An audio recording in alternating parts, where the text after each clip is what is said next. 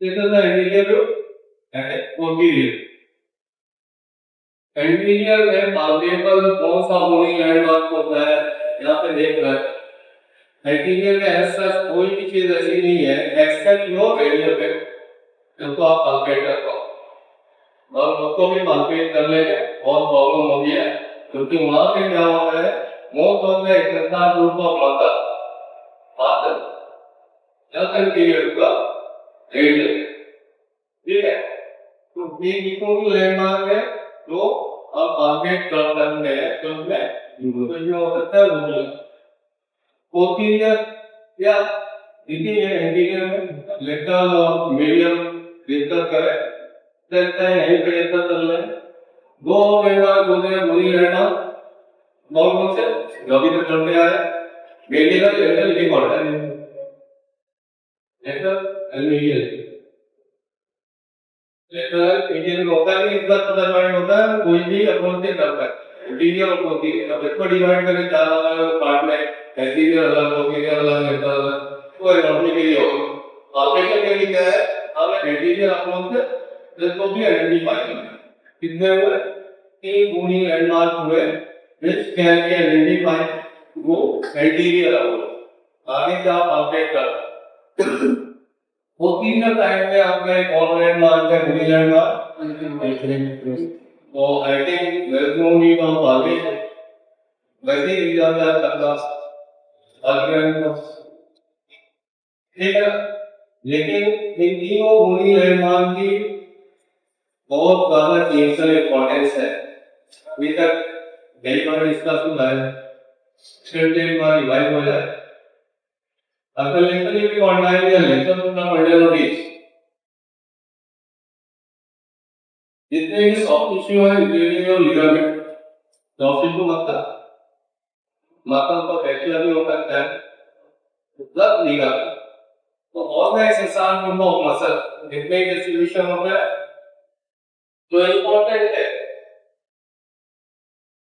Again this is the anterior side का मतलब क्या है जैसे बायोलॉजिकल एकोनॉमी में ये साइड वाला होता है लेकिन ये सब वाटर मीडियल साइड में कंप्लीट करेंगे जो मेन लेवल है बाइसेप्स का दिस और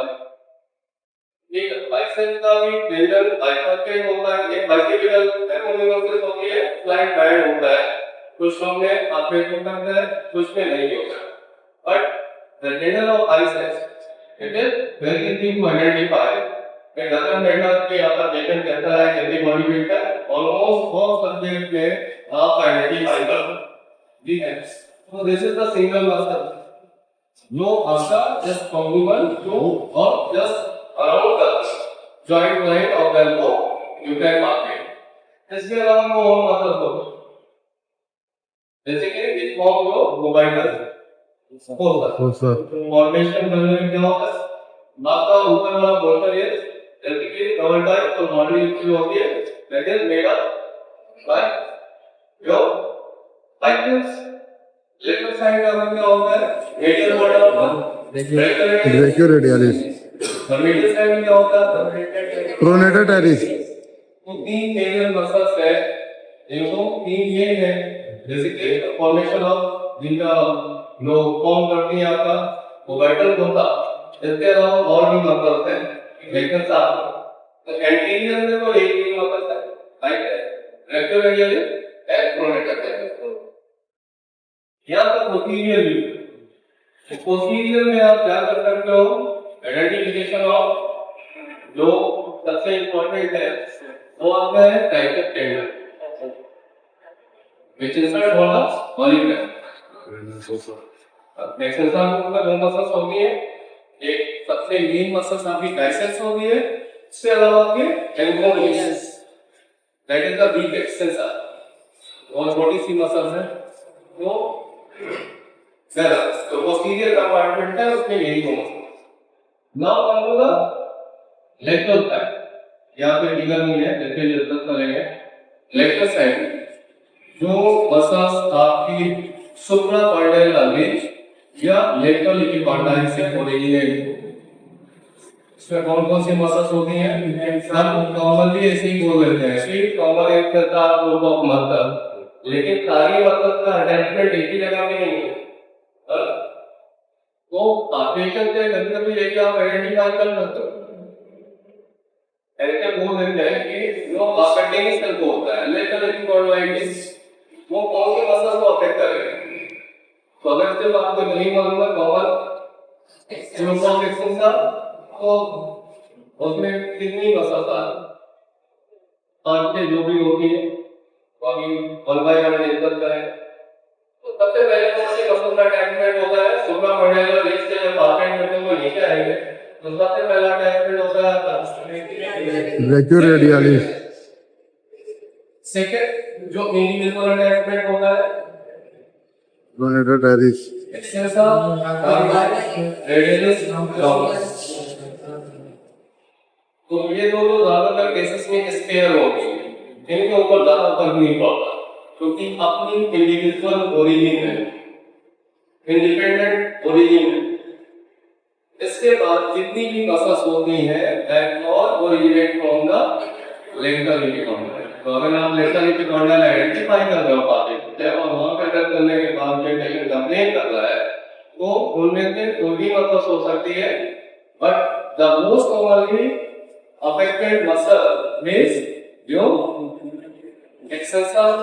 carpi radialis brevis।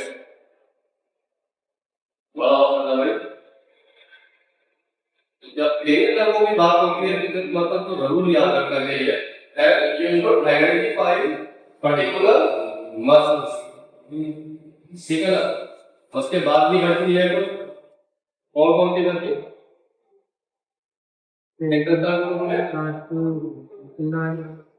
अल्नारिस, एक्सेंसा डिस्टोरम,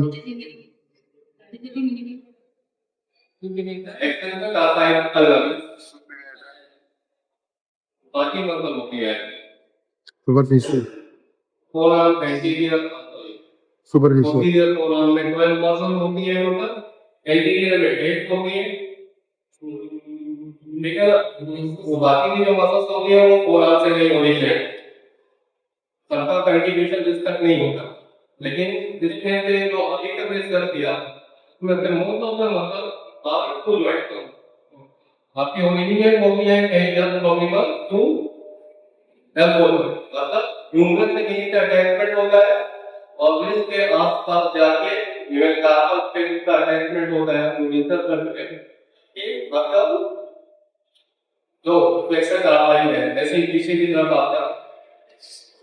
जो एक्सटेंसर कार्पाई है उनका भी इसके आसपास होता है क्योंकि जिसमें मूवमेंट है जिस एक्सटेंशन में कंट्रीब्यूशन हो। बाकी की मसल्स कुछ कुछ होती है सिंगल जॉइंट। अगर प्रोनेटर टेरिस की बात करो फ्लेक्सर जो उनकी मसल है what is the action of pronator teres,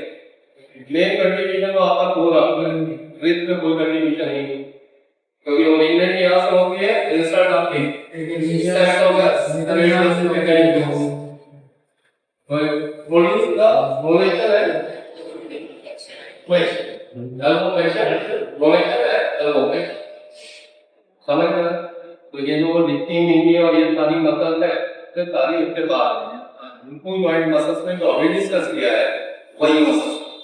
तो उनका एल्बो के अराउंड में कुछ सपोर्टिंग एंगल होता है,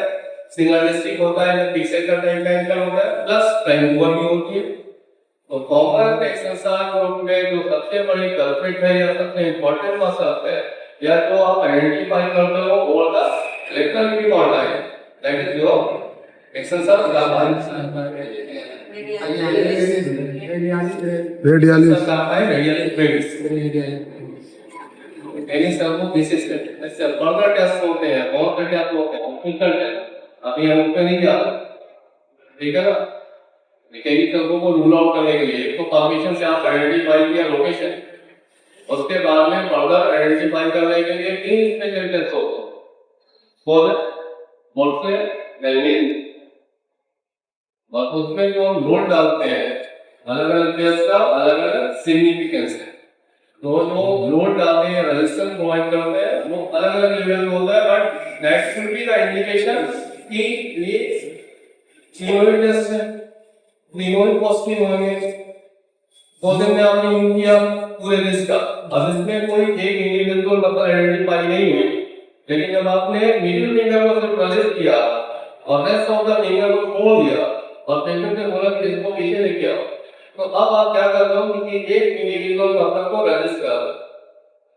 समझ रहे हैं? तो उसमें बोलेगा इसमें सबसे ज्यादा पेश हो पूरे लिस्ट के मूवमेंट में, शायद उनका पेश ना करे, बताएगा ऐसे ही आपको इंटेंट करेगा कि कंप्लेन करेगा कि इसका मूवमेंट कुछ भी करते रहता है, तो ऐसा क्या मतलब है, काफी अलग अलग मतलब ग्रुप है, लेकिन आपने प्रिसाइजली अगर आइडेंटिफाई किया आपने कहा वो आपको सिर्फ वेट को होगा, सॉरी थंब का आपने मोशन रजिस्ट किया और बोला आप थंब को बाहर लेके जाओ और पीछे लेके यहाँ पर देखें where there is a classical location or trailer there that way, ये पेशेंट बोलेगा हाँ यहाँ पर बहुत सीवियर में हो, आप ज्यादा में हो, और किससे आप क्या कर रहे हो कि इंडिविजुअल टेंडेंट को आइडेंटिफाई कर रहे हो, इंडिविजुअल मसल का एक्शन करवा रहे हो, और वहीं पे पेशेंट इसी के एक्शन में पेशेंट सबसे ज्यादा फील करते हैं, समझ गए बात? छोड़ो में क्या होगा जैसे सुप्रामंडल भी तो कौन सा मतलब ओरिजिनेट होती है लोएटाटेरी, rest of the core muscle originate from the medial epicondyle, तो अगर यहाँ पे प्रॉब्लम हो रही जिससे ग्रेटर एपिकॉन्डाइटिस है also called a टेंशन, और अगर यही problem same problem middle epicondyle के आसपास हो जाए तो कंडीशन को क्या हो गए गोल it is again a clinical condition, हम इस तरह से ये करने जा रहे हैं ताकि आपको इम्पोर्टेंस मालूम हो कि कितनी ट्रांजिशन हो रहा है, मतलब इतनी लॉन्ग बारी ग्रोथ किया है इस तरह है, ठीक है? वो सबसे पहले मसल ग्रोथ हो गया प्रोलेटर डायरिस दूसरी मसल कौन सी हो गई फ्लेक्सर कार्बाई रेडियल, तीसरी कौन सी हो गई मार्गरिस लॉन्गस, तो कौन से हो गए फ्लेक्सर कार्बाई एलनारिस, ठीक है? कोई तीन मसल्स हैं जो आपकी मीडियल इपिकॉन्डाइल पे ओरिजिनेट होती है, प्रोलेटर टेरिस सुप्रामंडल रीजन, हम रीज भी पालपेट करेंगे, फैब भी पालपेट करेंगे, फर्दर आप पालपेट करोगे तो रीज पे पहुंचोगे और फर्दर जाएंगे तो आप लेटर में मीडियल इपिकॉन्डाइल पे लेटर एंड मीडियल साइड, फिर बाकी की बात बाद में आती है, लेटर इपिकॉन्डाइल से फिर हम आइडेंटिफाई कर सकते हैं radial head and neck, localization की तरफ जो होता है लेटर एपिकॉन्डाइल, उन्हीं लैंडमार्क बेसिकली आपका लोकलाइजेशन के लिए यूज होता है, बार बार डिस्कस करते हैं जितने भी कोई लैंडमार्क है specially in case of degenerative changes intraarticular motor का उसमें भी फॉर्मेशन करेंगे, बट टॉपिक के कंटेक्स्ट में बात करोगे तो basically it is used for reference और आइडेंटिफाई द सराउंडिंग स्ट्रक्चर, जहाँ पे भी आपका कोई लैंडमार्क मिलेगा उसके आसपास क्या हो गया, ऐसे ही आपका मीडियल इपिकॉन्डाइल में क्या इंपॉर्टेंस है, कैसे लोकलाइजेशन के लिए यूज करते हैं वो हम बहुत पहले से डिस्कस करते आ रहे हैं, you can identify the